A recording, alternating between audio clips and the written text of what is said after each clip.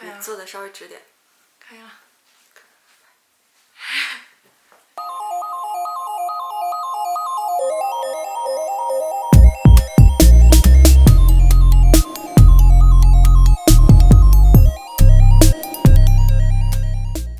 Hello everyone, my name is Lina. Welcome to my first video.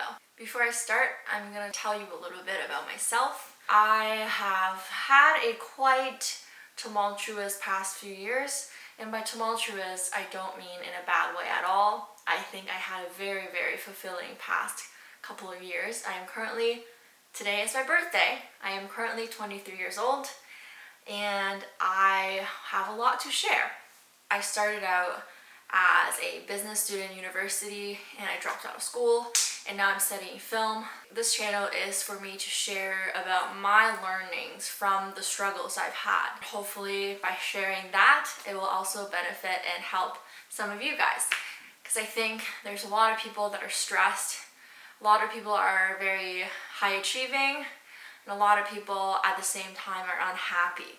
So here I am trying to share the little bit of wisdom that I have, a little bit.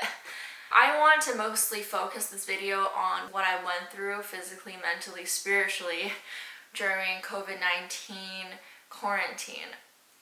Everyone goes through their own journey with this because the whole world is suffering from it. So prior to COVID, I lived downtown in an apartment, and as soon as middle of March hit, I had to come back home. I felt like a bird. I've been flying away somewhere else, and all of a sudden I come back and my wings are clipped and I'm caged. Starting off like that, I felt a little bit very isolated, as much as everyone needs their own social environments, their own social activities. So that was that, and about 2 years ago, I had the seed of ambition planted in me, which is to apply for the best film school in the world. And that is University of Southern California's film and television production program. I met people who went there and who are just so genuine and so kind and so creative and collaborative. And I told myself, I want to be in that kind of environment. So I followed my ambition.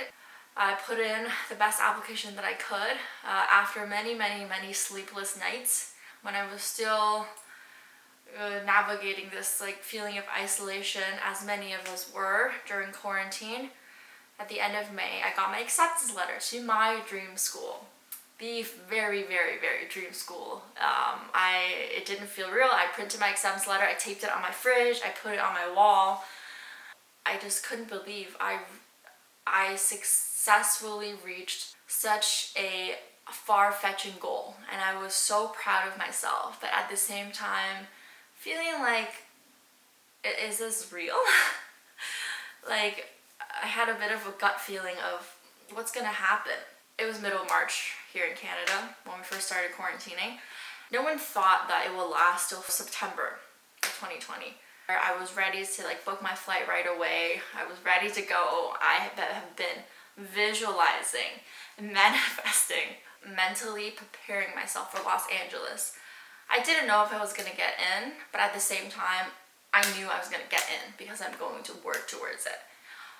And every so few weeks, I would get a new announcement from the school saying that student residences, which I had applied for, was canceled. There was a brief period of time where international students were banned. USC at the time didn't know yet. It was going to be hybrid, half online, half in person. So I was like, great, I will still be in Los Angeles.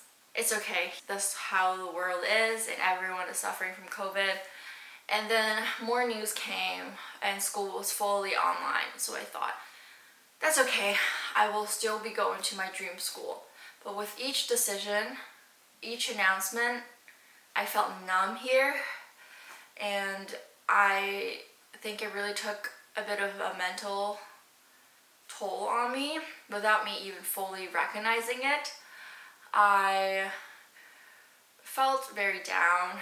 There are days that I didn't really want to get up because I just didn't really know what to expect, because things aren't really going the way I had planned to be anyways.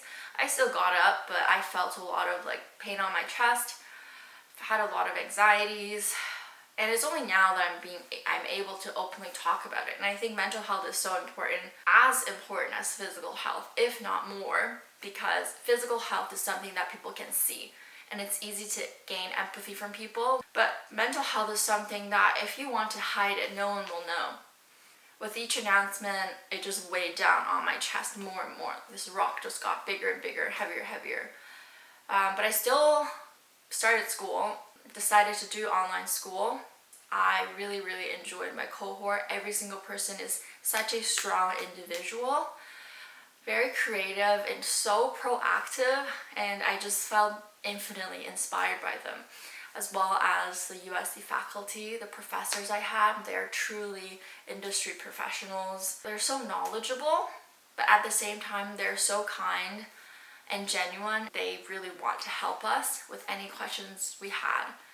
But I had to think for myself, and at the end of 3 weeks, I was miserable to do online school with a very heavy course load.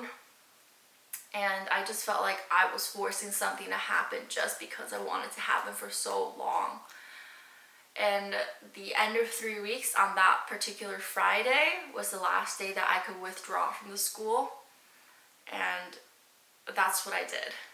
I withdrew from my dream school, University of Southern California's film and television production program. For the hour that I clicked the buttons, it was after I had called a couple of my professors and spoke to a couple of my cohort classmates. I felt liberated, as if like this rock has been lifted off my shoulders. But in the next coming months, I felt even worse, like a breakup. That's how I would phrase it. Because it's letting go of something that I had worked for 2 years, knowing that there are good reasons to do it. I really needed to take care of my own mental health, but at the same time, letting go of something so good. Perhaps one day, I will apply for my master's there, because that truly is still my dream school. It's not just about the prestige of the school, but rather about the people I get to meet, the environment, the collaborative, abundant, creative environment I get to be in. When the world is in a better shape, hopefully I can touch equipment and hug people then. By then, I will also be more mature, more self-aware, and more independent, and my own mood and mental health won't be so affected easily by situations. Note the word situation, because I'm going to come back to it. Life situations. I had also hoped that now that I'm here in Toronto, there are still in-person shoots going on with all like COVID protocols in place. So hopefully I get to work on more projects. I wanted to help myself. I didn't just want to dwell in misery and self-pity and grief and in this breakup feeling. I started doing 2 things that really helped me. So if you are in some sort of a rut or a gunk and you want to help yourself, this is what I did. I'm not sure how much it will help other people, but I just really want to tell you what I did do.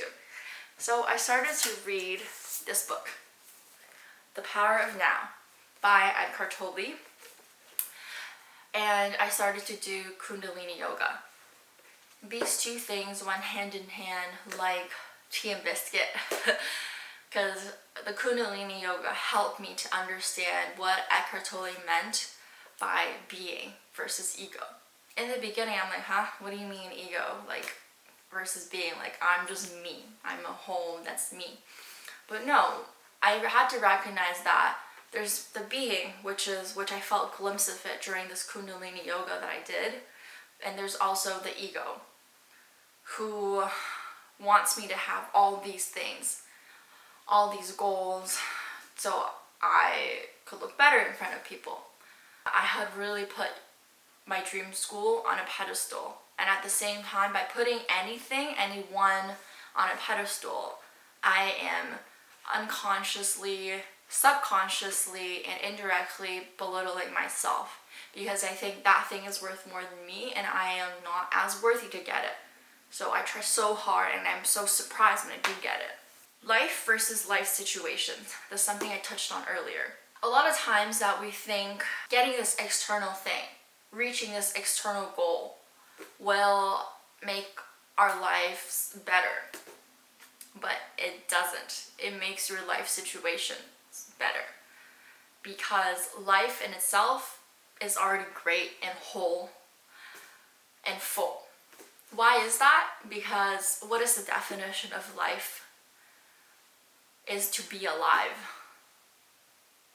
So truly, by you being birthed and alive on this planet that we call Earth, your life is already whole. And everything else just improves your life situations. And to depend your own happiness on something external or someone external, it will never truly fulfill you. Because your mood, your mental state, your own sense of self-worth is dependent on that. So we need to recognize that we are already full and whole and life is already great and beautiful. That's something that I'm really practicing now, but that was truly eye-opening for me. And I remember about a month after I withdrew from school, this one day I went out for a walk. I looked outside and it was super sunny fall afternoon. The sky was blue and the grass was lusciously green and the leaves were turning colors. I took a breath in and the air was sweet while I was being kissed by the sun. And I just thought to myself, life is so beautiful. I am so grateful just by accepting what is and letting go and surrendering control. Perhaps COVID is here to teach me something, because I was in resistance with it for so long. I hated the pandemic. I thought that it stripped so many opportunities away from me. I was in resistance with this reality of COVID, as if I had control over it. I don't. To be in control is an illusion. Secondly, I thought, perhaps one day in hindsight, I would think that me not going to USC this year at 22, me not going to Los Angeles in this moment in 2020 will be a blessing in disguise. That was the first time I had that thought. Now, a few months later, I truly believe in that. Really fully soaking in what I have here in the city in Toronto, my home. I have my loving family, I have my friends, I have my community, and I'm starting to meet more and more local creatives as well. Because I realized that once I start to open myself up, people come to me.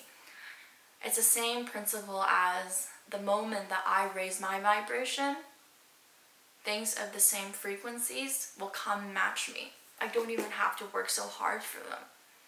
People have asked me to produce their films. Opportunities come to me that I wasn't even searching for. For example, a film, COVID film that I made at home with my mom called Have You Eaten? It was produced by the National Film Board and later it was picked up by the New Yorker. I was so flattered when that happened, but this is just an example of once I raise my vibrations, things of the same frequency matches me. I know that in your own life and in your own way, that can also happen. As long as you start to believe in yourself and truly practice and recognize the ego when it comes. Truly, wholeheartedly, deeply feel gratitude for what you already have. Today, I turned 23, and even if this video isn't that informational to any of you watching, I really want to make it for myself. Just so one day, when I grow older, I can look back to this video and think, oh, so that's where Lina was at 23. And maybe one day I'm 33 and I think, oh, wow, you've really come a long way and I can be proud of myself. I can't wait for what the future holds. Thank you so much for listening to my story and coming along on my journey. If you are a friend in real life, thank you so much from the bottom of my heart for reading some of my posts and watching some of my films. I truly do appreciate it. This is my first video of many. If you like this video, please give it a small like and subscribe to my YouTube channel for more content. I hope this was helpful to you in any way, or if you have resonated with my words. I don't want to have a YouTube channel for any reasons other than hoping that I could help people in my situations and just share my learnings from all kinds of sources and all kinds of knowledge that I'm gaining and give it back to you guys. So thank you so much for watching. I hope you have a great 2021 and a beautiful day ahead.